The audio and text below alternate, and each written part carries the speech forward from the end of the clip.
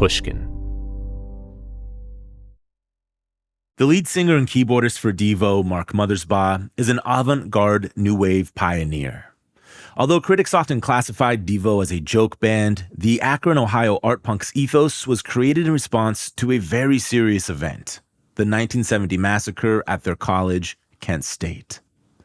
Following the shooting, the band took on the name Devo, short for what they felt was organized society's de-evolution.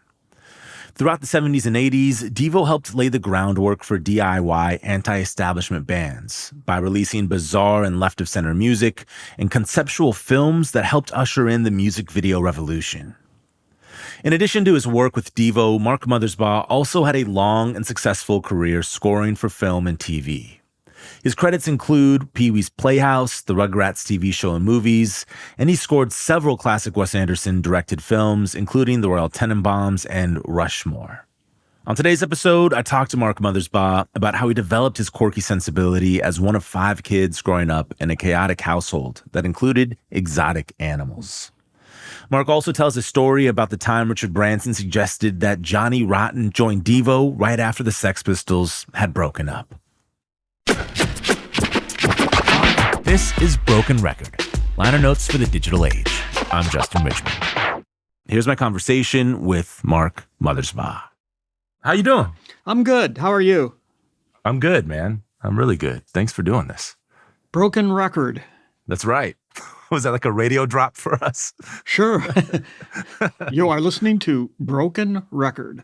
You know what? I used to, when I was 17 or 18, I used to take my sister's Bee Gee records and also my brother's, one of his Pink Floyd records, so I apologize to both of them now. But I took and I damaged the disc on purpose so that, I mean, I didn't have a synthesizer or anything in these days. These are like, there was a piano and a little portable organ and a guitar in the room where I was doing this in the basement.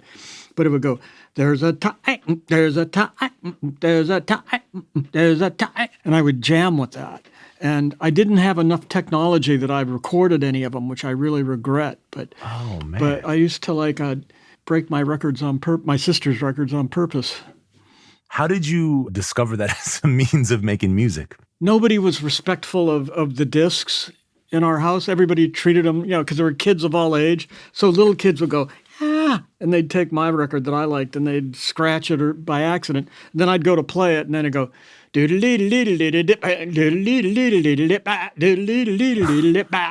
I go, Amy.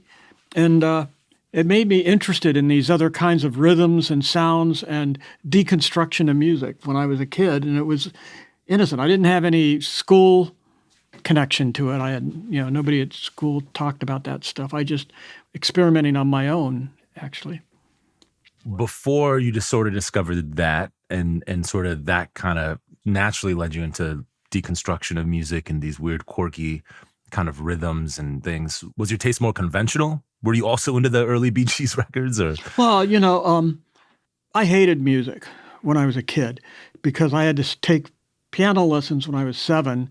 And I'd be sitting there on the piano playing the stupid thing that I had to learn, like Autumn Leaves, which, like Roger Miller singing it or something. But I was playing the Autumn Leaves. And I'd look out the window and my friends were like, ha, ha, ha. And they're out there playing and they're having fun. And I'm like, hey, little jerks. And that started when I was 7 and I hated it. And then 5 years later, after I'd been doing it for 5 years, my parents we had 5 kids, and the only way to keep it from total chaos at dinner time is my dad had this little black and white portable television, and he'd set it on the end of the kitchen table or whatever we were eating, and we'd all just go boom, and we'd just watch TV. And dinner time was after Dad got home from work, so it would be like, we'd be watching Ed Sullivan, so it'd be like Topo Gigio, the little puppet mouse and stuff like that. And, it was just something to watch that kept us from hitting each other or putting our fingers in each other's food. And then, Mom, Bob put his finger in my food, that kind of stuff.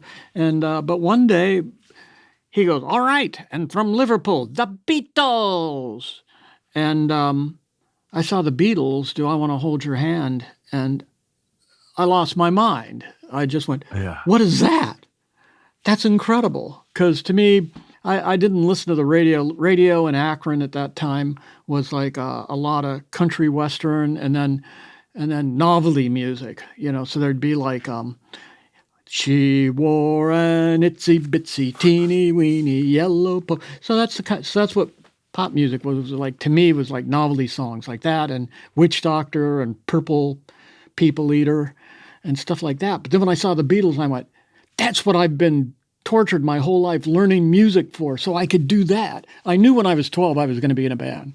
And that was before I got interested in like writing stuff. And then I wasn't sure what that meant or what I was doing when I was trying to do it. I started trying to write music pretty early on, but I never tried to write something like a Beatles song or anything. I didn't really, the truth of the matter was I thought a lot of their lyrics were sappy and silly, but I was 12, so I was still growing up. I thought the Rolling Stones had great lyrics. I thought they had the best lyrics. I thought Satisfaction was like this cool hipster beatnik proclamation, and the music, the instruments, were like genius. I think they never talk about it, but I think Keith Richards and Mick Jagger were both incredible lyricists and songwriters. So, yeah, it's funny. I was thinking about Satisfaction. It's funny you brought up. I mean, I guess it's not strange. You all got Devo also,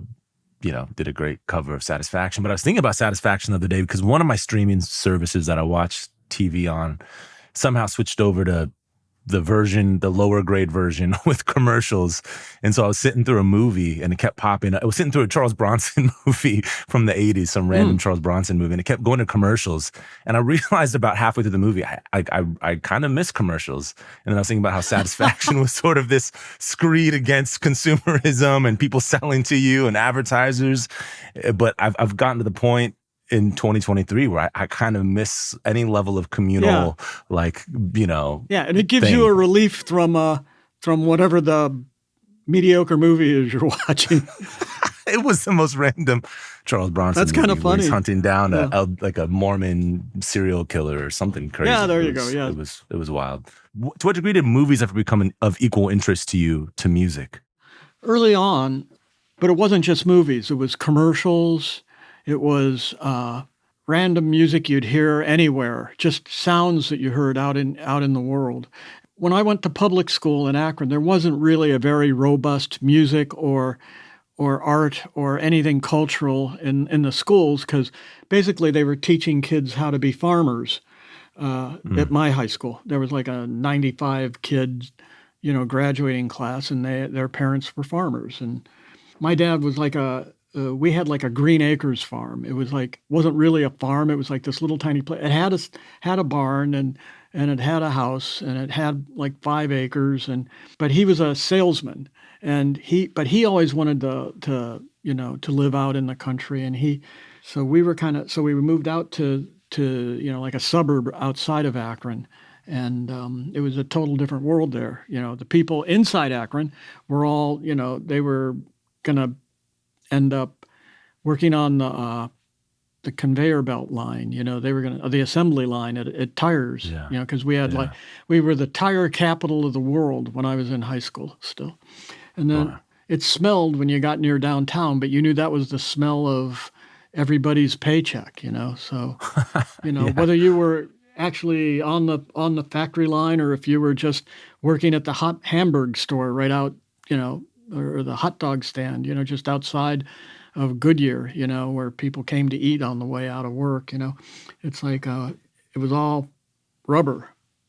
Was everything. Did you spend much time? Because I guess, your Akron, the closest cities would have been like Columbus, Cincinnati, of course, still within Ohio. Cleveland. Yeah, we were a Cleveland wannabe. We wished we could have been. It was like, they have a cooler art scene in Cleveland. They have bands come to play there. You had to go up to Cleveland to go see David Bowie. He didn't come down to Akron. Did you get any shows in Akron when you were growing up? Occasionally. I had to miss it for I don't remember what reason, but my younger brothers saw Cream at the Akron Civic Theater, and I remember my little brother, who was in junior high and was a drummer, he charged the stage after the show was over, and before Ginger Baker had left, he said Ginger Baker had his drumsticks taped to his hands with because otherwise he would have lost them because he was so, probably high, But he ran up on stage and he said, "Good drumming, man," and Ginger Baker just went, "Thanks," like that. And he was so excited that he exchanged a communication with Ginger Baker, and he did become a drummer. My brother Jim. Man. Mm-hmm. I mean, Ginger Baker is an exciting guy, even if he's nodding off. It's yeah, still probably would have been dangerous if he would have ended up, backstage or something with him. But who knows? That's a bummer. You missed that. I'm sure that must have been incredible. There were a lot of shows, because if nothing else, they were on their way to Chicago, or they were, Detroit was like the shit, though. It's like Detroit had amazing bands that came from them, and that's where you had to go if you wanted to see like Iggy Pop or. I mean, seeing Iggy in Detroit, but I mean, before he left Detroit, that must have been wild. You know where I saw him? Actually, I saw him in Cleveland at the Cleveland Auditorium. He opened up for David Bowie for his Spiders to Mars show, and I was like, wow, look at that guy. Because he was like, he didn't have a shirt, and he would like throw himself off the stage, and people would get out of the way, and he'd just smash on the floor, and he'd just bounce up and keep singing, and he'd be bloody by the end of his set. And I was like, that's pretty hardcore. That was amazing. What was that, And then Bowie came out, and that was such an incredible show. The Spiders from Mars show was so amazing, and like Mick Ronson had like a blonde page boy, pouty, lipstick, and he had like on silk blue pants that like went just below the knee with white knee socks that came up, like he had like white pantyhose on, and then he had like lifted shoes, big shoes with a big buckle, and he just looked so badass, like out of a Renaissance painting, and they were so amazing. And I remember at one point during one of his solos, Bowie gets, he's dressed like a lizard alien, and he gets down in front of Mick, and I remember being in the audience going, oh gosh, I wonder if David knows that looks like he's blowing Mick Ronson. Someone should tell him not to do that because it looks like he's blowing him. I know he's just worshiping his guitar playing, but the way he's doing it looks like he's blowing him. I just remember thinking that when I was a little kid. Oh man, to be naive out of Akron.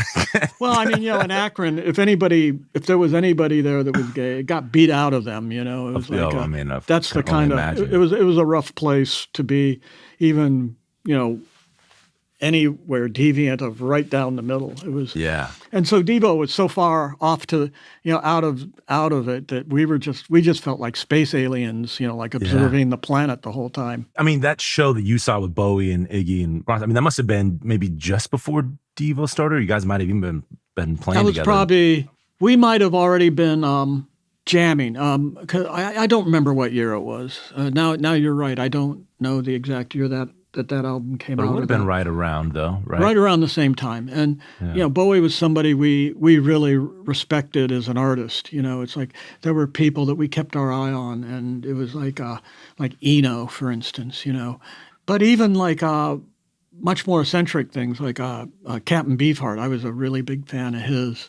I think the first Captain Beefheart record is probably the only Captain Beefheart record that I have been able to wrap my mind around still. I mean, it only got more and more bizarre from there, That was kind of a conventional record in hindsight, Safe as Milk. And for me, it was Trout Mask Replica was the one that I thought was his masterpiece. Matter of fact, there's a song on it called The Blimp, and the line in it goes, the blimp. And anyhow, so when we did our remake of Secret Agent Man and played a solo for it, I finished the solo at the beginning of the song. It has an homage to that. It goes, I put it in the solo, and nobody has ever come up to me and say, hey, you referenced a Captain Beefheart song in Secret Agent. It was too obscure for everybody in the world, I guess. There's too much information on Trout Mask Replica to synthesize it and be able to recognize it elsewhere, I think. It's just too, it's too dense. It's too dense. It's a pretty amazing, it's pretty dense, Yeah. So anyhow, that was my early influences. But also at the same time of that, when I was a little kid, 12 and going up, it was the British invasion for me. I loved all that stuff. And I remember walking past the drugstore on the way home from school because they had a magazine called Tiger Beat, and I never bought one because I didn't have a quarter or whatever it was. But I would go in and I'd just look at them to see pictures of these. And I remember being really upset once because it said Dave Clark 5 versus the Beatles. Like they like had these like their concepts of battle of the bands, and they would then go through and say, "Well, here's what's good about them, and here's what's not as good, but it's better by them." And I remember in my little 12 or 13-year-old brain, I'm going like, "Well, that's not fair. There's 5 of them in the Dave Clark 5. There's only 4 Beatles." I just remember being like, that's my takeaway when I left the drugstore that day. I was like really concerned about the Beatles, being outnumbered. I thought I was the 5th Beatle when I was a little kid. I would go down in the basement. It was the only way I could get away from like 5 kids. We had monkeys, flying squirrels, dogs, cats, every kind of animal. Are you serious? Yeah, we had all sorts of animals. My dad was kind of odd in that way, in a great way. But I could go down in the basement and I could turn my Beatle record up loud, and I would pretend I was the 5th Beatle, and in my mind I'd be watching the Beatles at Shea Stadium on stage, and I'd be off stage, and then one of them would look over, like maybe John would look over and he'd go, "Come on." And so I'd come out, and they'd be playing in the middle of a song, and he'd lift his guitar away from his body. So this is creepy for a 12-year-old kid to be having this fantasy. But I would get in between him and his guitar, and then I'd take over playing, and then he would slip his guitar strap off of his neck around mine, and I'd be this little 12-year-old kid playing with the Beatles, and they had their outfits. I couldn't be that. I wasn't allowed to have that in my fantasy. I just was like in my school clothes, and I'm playing, and then I'd keep an eye on him, and John would like be smoking a cigarette, and then he'd put it out, and he'd go, "Okay," and then he'd come back out, and then we'd do that thing again, and he'd get in between me, and he'd take over playing, and I'd duck out, and then, maybe next it would be Ringo would look over. He'd have to pee or something, and I'd like come out, and I'd be sitting there in between him and the drums. And then next thing you know, I'm playing, and he's gone. He's going to the restroom or something, or getting a glass of milk or whatever Ringo had to do in the middle of a song. But it was always like in the middle of a song too. That was the amazing part of it. It was like never like they would finish a song and then I'd come out and do it. It was like it was better than that. That's a way cooler way of doing it though. Just slipping in, the beat never stops, the guitar you never, just picking right up where one of them left off. That's the smooth way of doing it. That was my British invasion fantasy from 12 or 13, somewhere in there. Do you still appreciate the British invasion? That music? Yeah. I mean, it's like I got kids and a wife that are into Sonos and all the different, Spotify's and everything. And I just work on music all the time. So I rarely go back and listen to music. But a couple weeks ago, we were setting Sonos system up in our dining room or something, and my wife was getting frustrated and she left, and so I was like figuring it out, and as I was figuring it out, somehow I started tripping into all these 60s era Brit songs, and I started listening to them again, and I was going like, oh, the Kinks, that guitar sound, nobody's ever gotten that guitar sound from Girl, you really got me, or All the Day or All the Night. I was like, how did he get those? Yeah, they got these sounds that nobody else ever really totally got. And I started listening to all these other songs, and I spent a couple hours listening to British Invasion again a couple weeks ago. Maybe that's why I'm talking about it now, because I stumbled on it again, and then and I found it equally wonderful. We have to pause for a quick break, and then we'll come back with more of my conversation with Mark Mothersbaugh. We're back with more from Mark Mothersbaugh. So many people have a similar story of, the Beatles sort of opening their mind to music and what it can be. And I feel like the British invasion had sort of became by default the gold standard of music, and it's the thing that was always referenced to. But if you actually go back and listen to it, I think there's things that are worth going back to, like the guitar sound from the Kinks, like to have that distortion sound that's just not, it's not like overdriven, it's not overpowering and everything, but it's still just, it's so fucking awesome. It still is this great raw sound. Like, okay, so years later, Neil Young was kind of curious about Devo, and so we ended up in one of his films. But before that, I'd worked with a director that directed the film, Human Highway, it was called, and I'd written off-Broadway music, 1979. I'd written this music that he made. He did an off-Broadway Ionesco play. I don't know. He's a Dada writer from the, I don't know what year that was, 40s or 50s or Ionesco, but Russ Tamblyn did a one-man play, and Dean Stockwell directed it,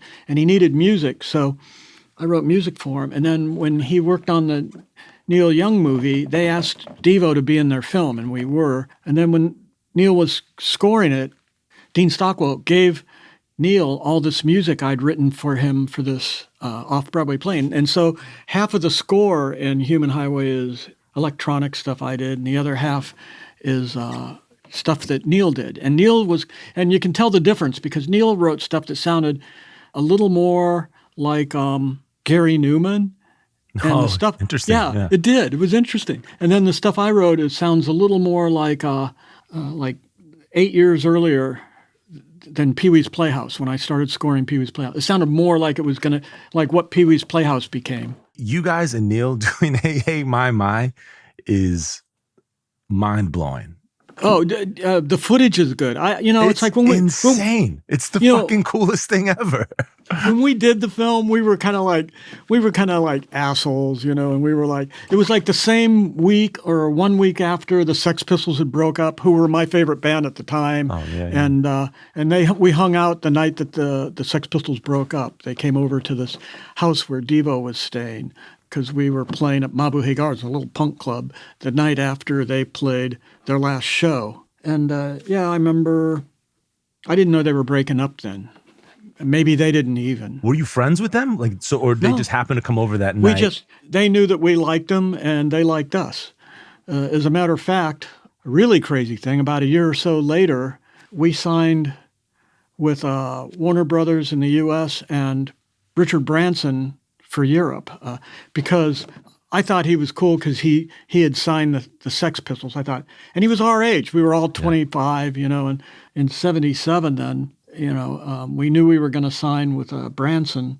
And we had like one of the worst snowstorms in Akron ever. And at this point, nobody in Devo has an apartment anymore because we don't have jobs. We're just driving to New York to play at Max's Kansas City or CBGB's, or we would get in our Econoline and we'd drive out to the West Coast and we'd play LA, San Francisco, San Diego, and that was it. That was all, there was nowhere in between for us to play except a club in Cleveland that we shared with Dead Boys and Pere Ubu.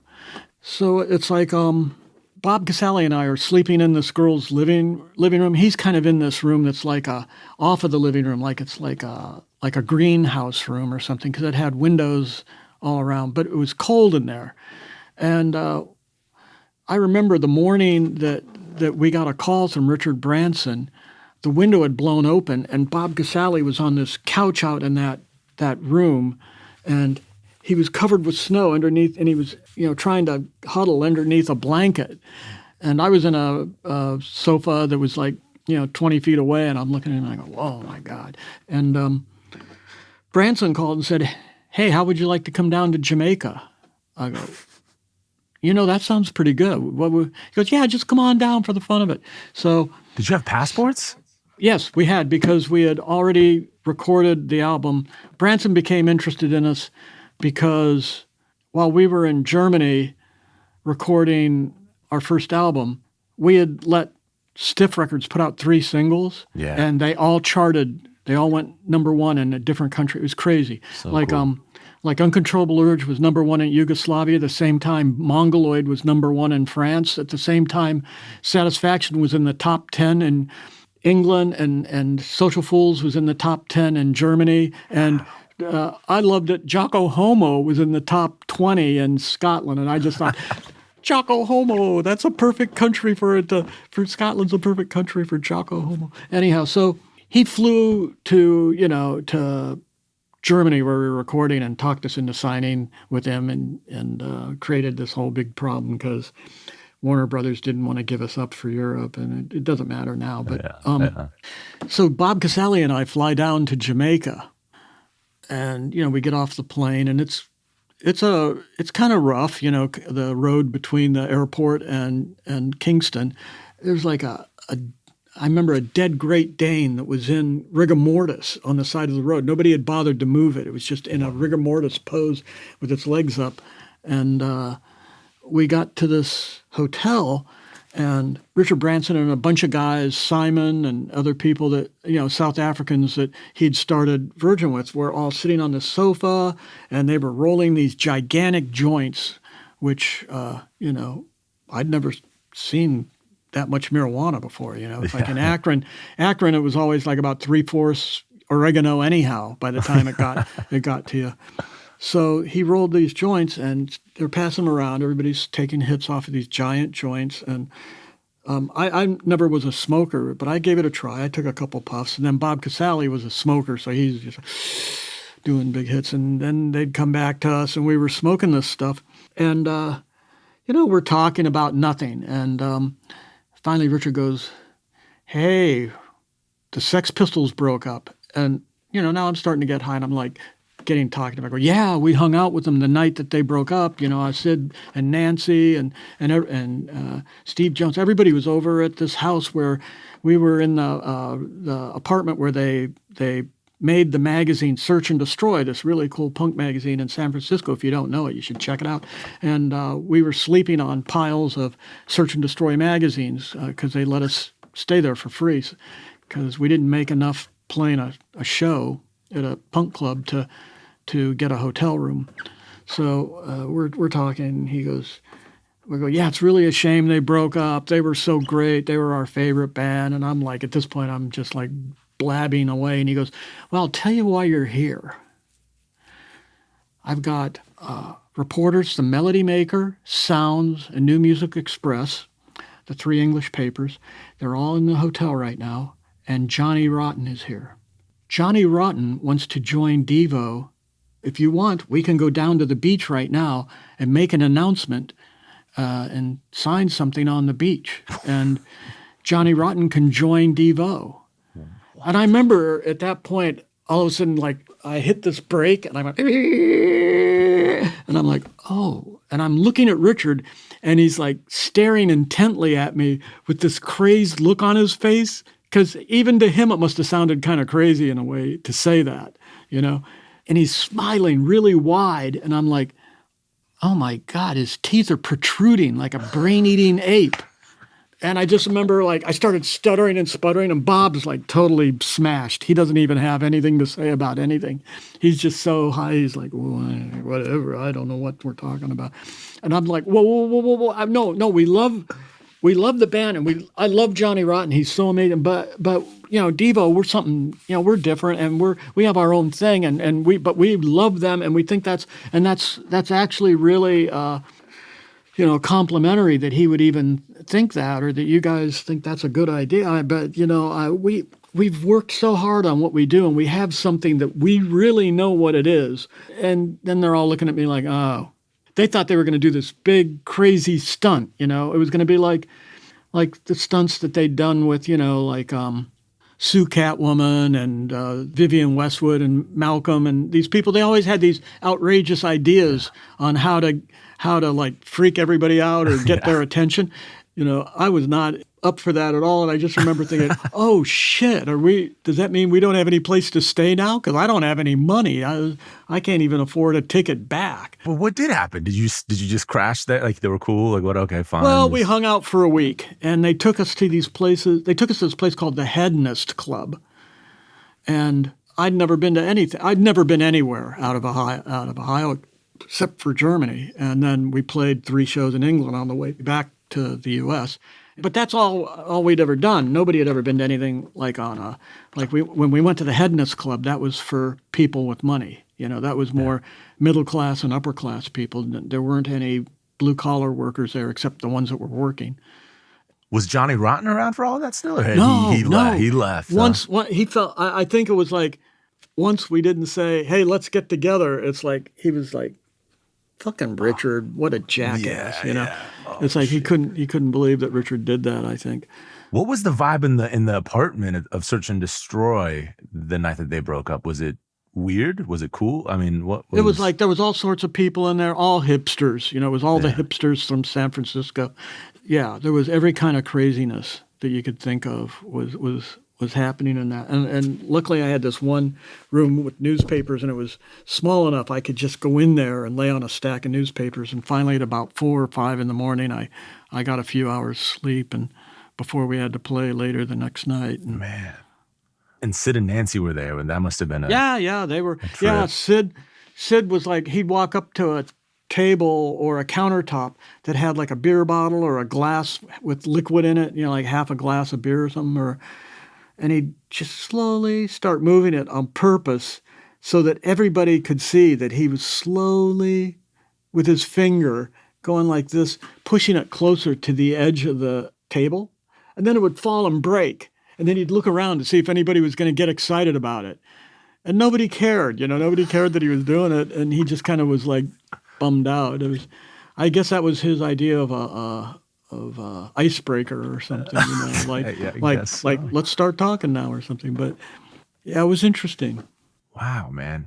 You were managed also by Neil's manager, Elliot Roberts. And after that. How was that?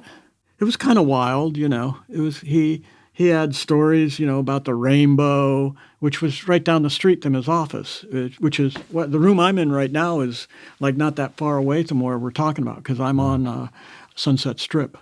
I've been here for about 30 years. I mean, I just assumed in my mind because Nickelodeon's, I didn't know if that was like when you started scoring Rugrats. I don't know why that would be the reason you moved there, but it just occurred to me. Yeah, I was in my house. I had a bedroom in my house that was my scoring room. It was an extra bedroom. And I started doing more and more music, and then I did my first Wes Anderson movie in that house, and I was doing commercials. And why I ended up moving out of the house, because I liked working in the house, but one day I was doing a Pepsi commercial, and the Chili Peppers were playing for me, and I only had them for like 3 hours. And one of my neighbors had called the police. And the police came over, and I go, "Please, let me just do one more take. I need one more take. Let me just do one more pass." And they wouldn't let me. So I had to use an older take, and it worked out in the end. But it was like, I thought, well, that's, now I know everybody hates me. So I started looking for a new place to move to. And while I was doing that, the neighbors that lived closest to me, I bought them bouquets of flower once a week. I bought them each a bouquet, and to like about half dozen houses. And then finally I got out of there after about 4 or 5 months because I found this building that I'm sitting in right now 30 years ago. Amazing. How did you end up in LA to begin with? How did LA sort of become your home base? Well, we did this film. Chuck Statler directed it. It was the first Devo film. It had 2 songs on it. Jocko Homo and Secret Agent Man. And the reason he made the film, he thought, well, what if this band isn't together next year? What if they don't stay together? Because Jerry had his concerns about, well, I don't know. Mark likes this really weird shit, And so there was something like that going on. So he said, well, I'm going to make a film. So we did. And then, but what do you do with a film in 1975? Nothing. But he entered it in the Ann Arbor Film Festival, and it won first place for short film. So that put it on a traveling tour before 76 was out. It was on a tour of cities, and somebody who had just signed Tubes saw that film with us in it, and they went, "Oh, wait a minute, is this another Tubes?" And so he he gave us $2,000 to drive out there in our Econoline van, and he put us up for a month, and we rehearsed, and we did a showcase. And we decided, since we were into film, that maybe, I thought we were going to go to New York, because to me, I felt really a kindred spirit with New York. But I assume if you're an art student and, you're into sort of experimental thing, you're just going to go to New York and skip LA. Yeah. Like, why? Well, what happened was just the film industry was out here, and we thought, well, maybe they'd do a film with us, because we had ideas for films, and Jerry wanted to direct films. He really wanted that. And so that's how we ended up here. It was cheaper. It'd be interesting to view an alternate timeline where you did New York instead we went to New York, yeah. Yeah. Or one where we stayed in Akron, and we were just like, there wasn't like a receptive atmosphere in Ohio. Let me put it that way. It's like there were very few places that we could perform, and nobody wanted to hear original music in Akron at that time. They came to clubs to hear their favorites. And so what we even started doing is we would like call clubs up and ask them if they need a band. They go, well, what do you guys do? And we'd lie and we'd say we were a cover band. And then we'd come out and we'd be in like janitor outfits, and then we'd play like, all right, here's another one by Foghat. It's called Uncontrollable Urge. And then, after the first set, oftentimes, more often than not, we never got to finish our second set or third set at a place. They would tell us we had to leave, or they would pay us to leave. They'd say, well, here's your money now. You can have your $50. And we go, no, but we've got 2 more hours worth of music for you. And they go, that's okay. That was enough. It's cooler to be doing that in an environment like that, though, than an environment where everyone is just trying to out-weird one another. I like that, that you guys were truly the just complete oddballs of the area, Clearly wasn't to be popular. You guys weren't doing it to be. There wasn't much of a music scene back then, and there was no camaraderie. Before I was in Devo, I was in a band with Chrissy Hine. It wasn't our band, so we were in it for I think we played 1 or 2 shows at the most, and then it split up. But other than that, I experimented with a lot of different musicians, and I kept looking for the sound that I wanted to do. And then I had already known Jerry from school. We had collaborated on visual art projects before, and then we started talking about music together. And then he and this friend of his, who was like this guy, Bob Lewis. To me, Bob Lewis was like, I felt like it was Peabody and Sherman when we were together, because he seemed like a human encyclopedia. I like that guy. But Jerry and Bob found this book called The Beginning Was the End, How Man Came into Being Through Cannibalism.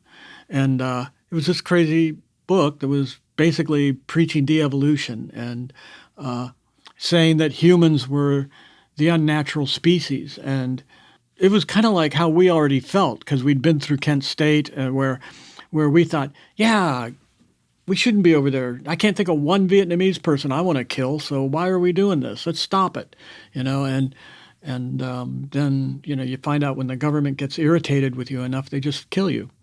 Yeah. So we had this kind of, we were kind of pissed off about humans on planet Earth, and felt like we weren't like a natural species at all, that we were the one species at odds with nature in general, and we were destroying the planet. It's like, it wasn't like we wanted to sit there and beat a book and, say that. And it's like we wanted that to be part of our aesthetic, and that people would know that was our thoughts about things, that humans were unnatural and humans needed to change. Is that where the performing with masks and just the different looks came from? Was that a way to sort of... I'll tell you what happened with masks is none of us had any money. We all had crappy jobs. I worked in an apartment building as a maintenance man. It was a 100-year-old building, so it's like somebody's drain would be stopped up, and I'd take off the U-joint down underneath the sink.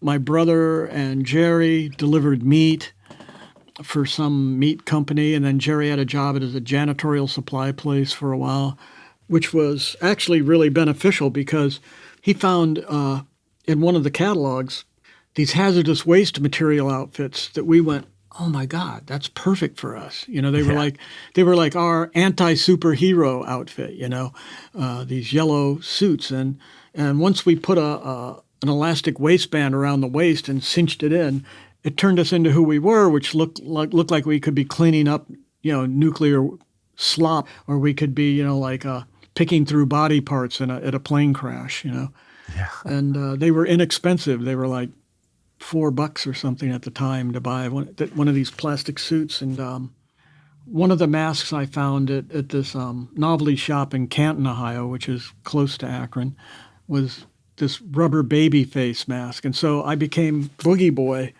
who we referred to him as the infantile spirit of de-evolution. And that stuck with us. And Boogie Boy ended up coming out on, and still does. He still comes out on stage every night. And your dad used to come out as part of this stuff too, right? He's General Boy. Oh, yeah. He was totally obsessed with it. I think he had this hidden desire to be an artist. I think he really wanted to be creative in some way. He played clarinet, and it even got a little overboard at our first tour. He wanted to go on tour with us. He wanted to manage the band, and I'm like, mid-20s, I'm thinking, my dad go on tour with that's the last thing I want. Yeah. I'm thinking, I don't want my dad on tour with the band. That sounds and it's too bad we didn't. He had a much better business acumen than any of us. There'll be more of my interview with Mark Mothersbaugh after one last quick break. We're back with Mark Mothersbaugh. Is it true you guys first did performed Jocko Homo opening for Sun Ra? Yeah, we opened for Sun Ra. That was amazing. That was like 75, I think. It was in Cleveland. And I remember we'd never been around a band that had a record dealer that was as prestigious as Sun Ra. Yeah. And so I remember, like, before we went on stage, I was listening to these guys talk that were in the band, and they're like saying, yeah, that's Sun Ra. He's like getting a big head. He's got such a big head, and he's like, it's not cool, man. It's like, he took a taxi here from the hotel.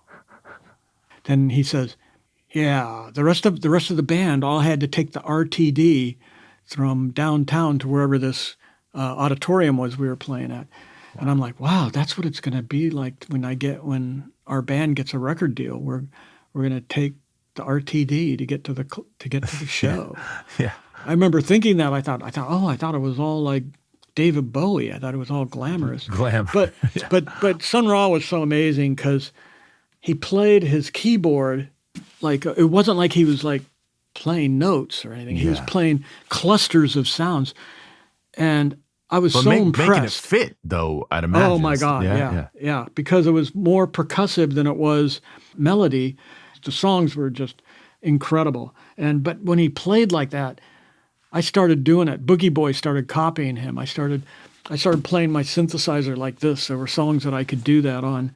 Yeah, it was interesting. We got in a fight with the audience that night. They were DJs from WMMS, I think it was, and we were dressed like janitors, and then they were all dressed like Dracula and vampires and mummies and Frankenstein, and we look like the total opposite of like Halloween.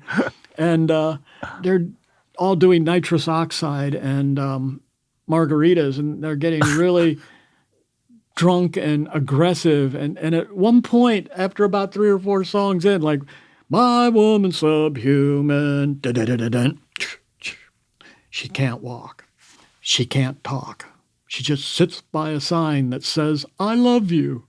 And it was driving them crazy. They hated our music. And at one point, some DJ jumped up on stage, like, you're going to let these people continue to prostitute music like this? And they started throwing paper cups with margaritas in it at us. And we ended up getting in fistfights with DJs that night. It was crazy. And then Sun Ra came out. I mean, if you can be too abstract for Sun Ra, an audience there to see Sun Ra, I know. It's like, what the hell's happening? I know. Like, these guys are out to lunch. Let's get Sun Ra on. Like, what? I found an audio cassette that our sound man had put in a tape recorder, and he recorded that show. And it's really good. It's really good. Wow. You hear it. You hear Has it it been put out? devolve. No, maybe we should, but it devolves into the fighting and just the insane chaos of our set and everything. Oh, you guys should put that out. That'd be amazing. But we were kind of like lightning rods for hostility. We loved it. We think if we're pissing these people off, we're doing something right. Yeah. And it was kind of that kind of approach. But I remember Jocko Homo. I would just keep going up to people and going, "Are we not men? We are Devo. Are we not men?" Until they were like sick of it. It was like, if it took 20 minutes, I would just provoke people until they would want to fight with us. And did you find like humor in this stuff? Like, were you a fan of comedy or humor or anything like that? Oh yeah, we took our humor seriously. Okay. And we were serious about our humor. That's why I was attracted to people like Subgenius, because when they first came out, the Church of the Subgenius, their early pamphlets, they didn't have enough stuff out to let you know if they were serious or not. And I was just hoping they were serious. And so it was back in the days where like we would like read National Enquirer, and we'd read a poem by John Hinckley Jr. For Jodie Foster, and they'd say says here he's in the Maryland Bethesda Hospital. And Jerry and I would call up Maryland Bethesda Hospital and say, we're in the band Devo. Could we talk to John Hinckley? And they go, well, let me see. And then you'd wait a couple of minutes, and they go, yeah, he wants to talk to you. And we'd get on the phone with John Hinckley. He goes, I have your first album. I remember saying to him, we read this poem you wrote called I Desire. And we were wondering if you would mind if we used those as lyrics for a Devo song. He goes, let me hear it, okay? And so we said, yeah, before we do anything, we'll let you hear it. And so we wrote the song called I Desire with John Hinckley Jr. lyrics. Of course, if you're trying to impress your record company, that's don't do that. Don't do that. Yeah, don't write a song with the would-be presidential assassin. Yeah, he was not a favorite in the country at the time, but his poems were so good. His poetry was so good. I love it. I wanted to ask you something, because I got to take photos of you one time, maybe 10 years ago, for something or other. I was pole dancing at the time Yes. to make some extra money. Yeah. Yes, it was there. It was that time, and you Yeah. were talking to somebody, and I long felt I overheard that Joni Mitchell attacked you in a stairwell one time. I didn't know if I heard this right or... Well, she didn't attack me, but what happened was she had the same manager as Neil Young. And we did our second album, and I was up at his office. It's just down the street here. But she's like, hey, are you that guy from Devo? I go, I'm that guy from Devo. And she goes, I'm going to be in a movie, and they want me to hold a ghetto blaster on my shoulder and put a song on the ghetto blaster. And I was like, okay. And she goes, I want to put your song on it, Swelling Itching Brain. And I'm like, wow, great. Why would you pick Swelling? Because I'm thinking that's such a radical song, on that album. It's like the most radical song. I go, why would you pick Swelling Itching Brain? And she went, because it's the most obnoxious, horrible, irritating song I've ever heard in my whole life. I said, well, be my guest. Blast it away. It was at the end of it? That was it. And then she walked away. The only other thing that happened after that is her manager, who was at Neil's at that time, he stayed managing with her years later after Ron and Elliot split ways. He was still working with her. And he called me up once and said, hey, this is like in the last 10 years even. I don't remember what year, maybe 8 years ago. And he said, hey, Joni wants to get into film scoring. Says, do you know anything I should tell her? I go, you know what? You tell Joni, if she wants to come over to my green building, come over to the studio, I would love to show her while I'm working on something. And if she has a film she wants to work on, I will help walk her through it. I'll show her, how to do it and make it easy for her. And she was like, what? The Swelling Itching Brain guy? No way, I'm not doing that. And it was like, so we never... She never let go of disliking. Is it a true disdain, or is it like is she joking? Do you know? Is it? Maybe it's better not to know. Maybe who knows? She's a little bit eccentric. She was. People would tell you that in some situations she was probably very hard to work with. She's super talented. I mean, that goes without saying. But yeah. Do you still talk to Neil ever? Or you got or the band and Neil? Is there any? Actually, there's a chance he might get interviewed for a Devo documentary to see what he thought about Devo, because it could be funny because I don't know if we were exactly what he thought we were, but he was pretty interesting. I think back about it, that he was doing Hey Hey My My, and then he gets Devo to come do it, but we're doing it in a recording studio in San Francisco, and all the band has like Oompa Loompa pinhead hats on, and Boogie Boy's singing it, sitting in a diaper with a mini moog on my lap, singing, and I changed the words to, instead of Johnny Rotten, I said Johnny the Spud or something, but he crashed my playpen. He destroyed my playpen that I used to take on stage with me, because he was playing solos and he just started falling on it and smashing it. And I couldn't see very well because I had a latex mask on, but I'm like looking at him going, wow, that's kind of crazy.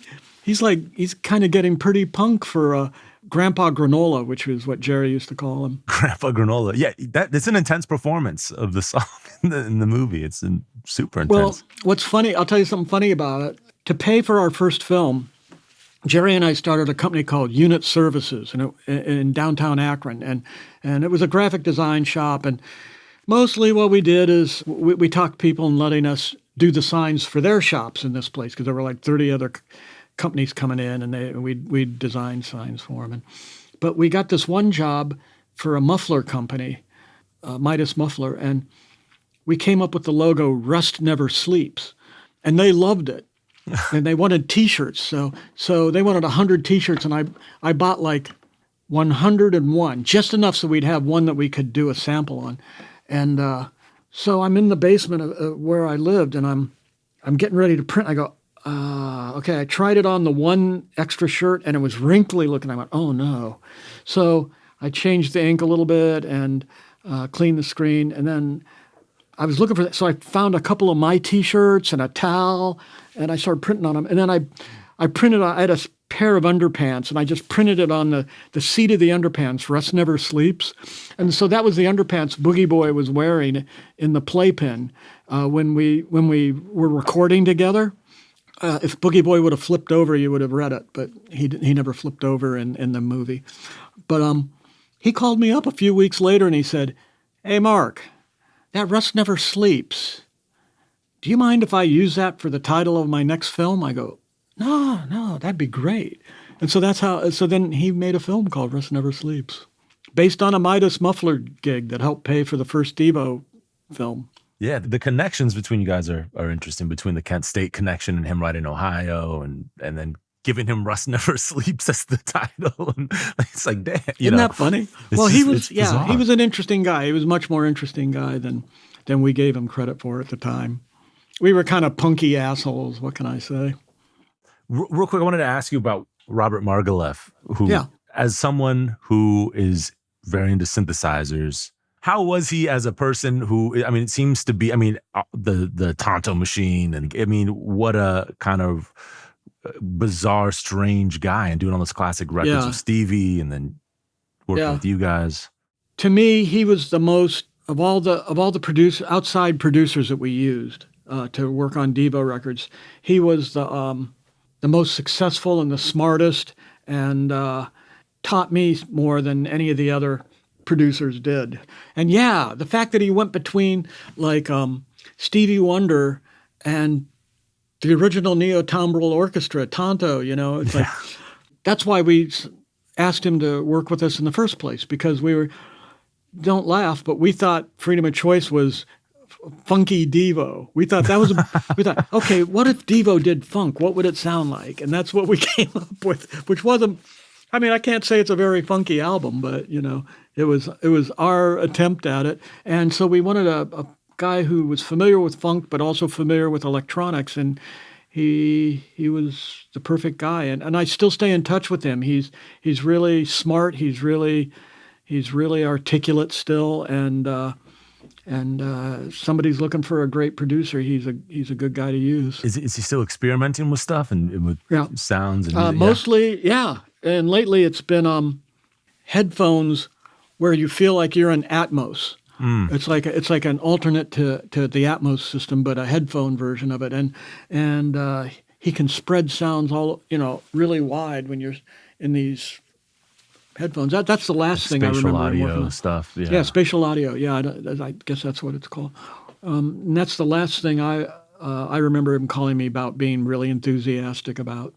I was listening because Robbie Robertson died recently, and so I listened to the first couple band records front to back for the first time in a long time. Mm-hmm. And the narrative on the band was that like they made everyone want to go back to like roots music, essentially, like strip it all back.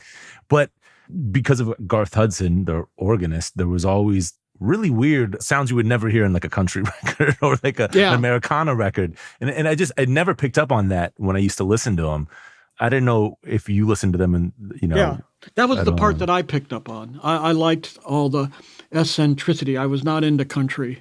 Country, when I was in high school, was the music I got my ass. That was the soundtrack to me getting my ass kicked by kids that wanted me to be more like them or something, or to be less of a weirdo. So I never was a fan of country, but I liked those albums, and I loved some of the lyrics, like "Take a load off, Granny." To me, that was just kind of absurdly hilarious, some of that stuff. And I liked Big Pink. I thought that was a good... Big Pink was a cool record. Yeah. And any other like early like keyboard or synth inspirations? Like I loved Walter Carlos's Clockwork Orange soundtrack. I thought that was incredibly genius. And that probably helped make me even more aware of soundtracks then, because that music was, it was Beethoven mostly, but it was like, it sounded so good. And nobody's ever used a vocoder again the way he did it in that movie. I would defy you to find something that sounds like that. It's so incredible. And then I think for me, I remember listening to a Roxy Music album, I think it was the first one, and the lyrics were good on everything back then. I'm less of a fan of when it turned into Avalon. Yeah, God, yeah. I loved all the early stuff like Inflatable Dolly, stuff like that was to me was like creepy and cool. But I was listening to this song. It was like a throwaway song on Roxy Music album called "Editions of You," and so there's a saxophone takes a solo and goes dun, dun, dun, dun, dun, dun, dun. And then the guitar player gets a solo, and then Eno gets a solo, and I didn't know who Eno was, and I hear this. He did this solo that I went, that's the best electronic music synth solo I've ever heard in a rock and roll song or a pop song. Yeah. I thought that was incredible. It made me want to meet him. It made me want to see what he used. It made me want to talk to him. And that's when I was, when people asked me who I wanted to have produce Devo, I said, Brian Eno's first choice. And so that's how that happened. But I just thought he was like the early pioneer that did it. I think that song is like if you were looking for electronic pop, new wave, punk, or whatever that music was. I don't even know. I don't know how to classify it. Yeah. I know his solo was like it was just totally abstract. That was so great about it. And it was abstract with electronics. And as much as I thought Satisfaction was the epicenter of rock and roll, is the best song ever. Matter of fact, that's why we did our version of it, because it was 10 years later, and I thought, well, it's about time to reinterpret and update that song, to match what's going on now. And I mean, Bob Casale actually was started playing that riff out of nowhere, and within an hour we'd put the song together, and then I was singing on it, Satisfaction. But I thought Satisfaction was perfect, because I thought, well, it's 10 years, it's time to reinterpret what pop music is. Was Jerry into your Because early on, I mean, Jerry, listening to the sounds can be very bluesy and very, I mean, if I had like almost like a garage rocky thing, was he into your experimenting with sounds? And I think maybe less than I was into the blues thing. I loved having a blues progression underneath things I was writing because it gave me a chance to do really abstract things with great rhythms to it, and I could take really abstract sounds and, mortar blasts, ray guns. I could put like ray gun sounds, like in Space Girls, for instance. yeah. And these warbly sounds.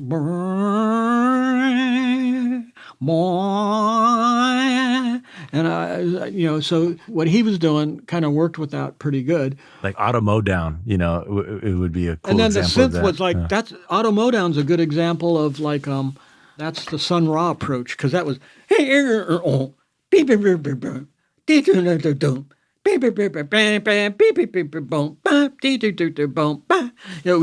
was like playing it like so that they were noises and they were like more percussive Percussion with a little bit of like melody and in the sound, because you'd hear notes in it, but they'd be like in an Auto Modown, they were kind of like car horns. They sounded like three or four car horns hitting at the same time in different pitches. That's a song I return to a lot. That's such a cool, it's so good. That's a good song, and that has Jerry's rhythm, his bass rhythm going on in it. Yeah, I love that song. I love that song too. Yeah, that's an incredible one. Do you have an opinion on the sort of progression of electronics in music, the way it's evolved over time? Yeah, I think pop music is on some levels stupid. No matter what era you're talking about, even the stuff I liked, there was a stupid side to a lot of it. But the thing about pop music is it's important to kids that are like just coming of an age, whatever age that is, if it's 11 or if it's 19 or anything, where they go, the world is insane. Nothing makes sense to me.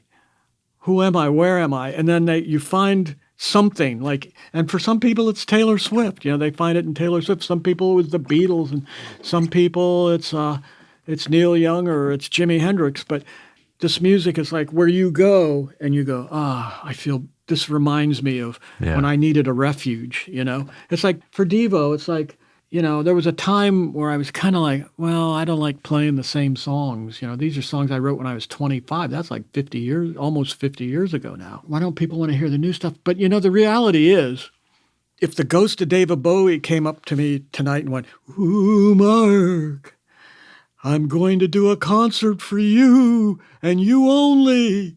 It's going to be a brand new album. Nobody's ever heard these songs. It's all about everything that's going on in the world now. Donald Trump, Joe Biden, Ukraine. Or it's going to be Spiders from Mars, the live show that blew your mind. You're going to see that absolute exact same show, and you can sit anywhere in the audience you want.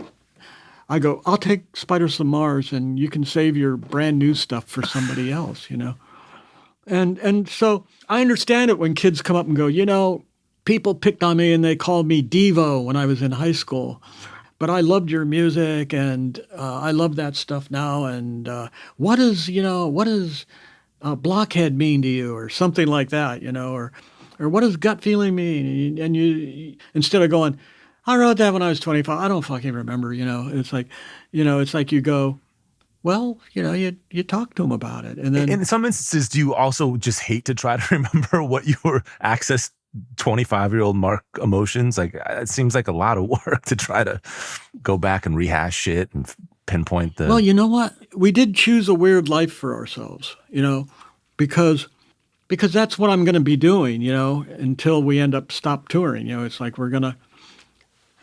we will play new songs and people will be polite and sit through them. And then, and then they'll get to the stuff that they wanted to hear. Yeah.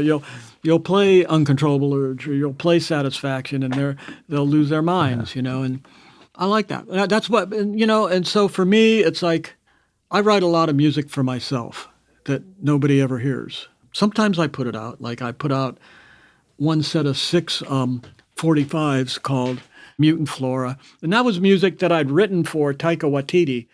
What was the name of that movie? Thor Ragnarok. You know, stuff like that. Or then I did a set called The Most Powerful Healing Music in the Entire World.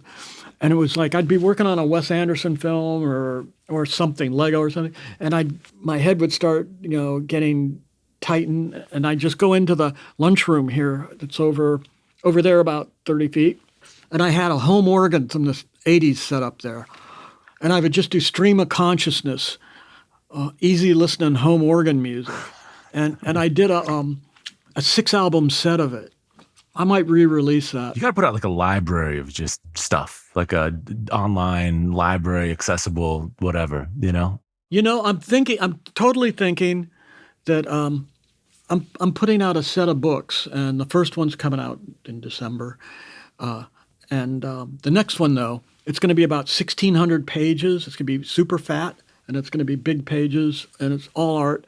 And I'm going to put QR codes in it, and where I could put music you could listen to while you're looking through the book, and videos and stuff like that. Well, look forward to seeing the books. That's cool, man. December. Well, I can't wait to see that. And it's a pleasure talking to you. Thank you so much. Thank you. You too. Thanks to Mark Mothersbaugh for sharing some of those incredible stories. You can hear our favorite songs from Devo and Mark's solo career on a playlist at brokenrecordpodcast.com. You can follow us on Twitter @BrokenRecord. Broken Record is produced with help from Leah Rose and Eric Sandler. Our show is engineered by Echo Mountain. Broken Record is a production of Pushkin Industries. And if you like this show, please remember to share, rate, and review us on your podcast app. Our theme music's by Kenny Beats. I'm Justin Richmond.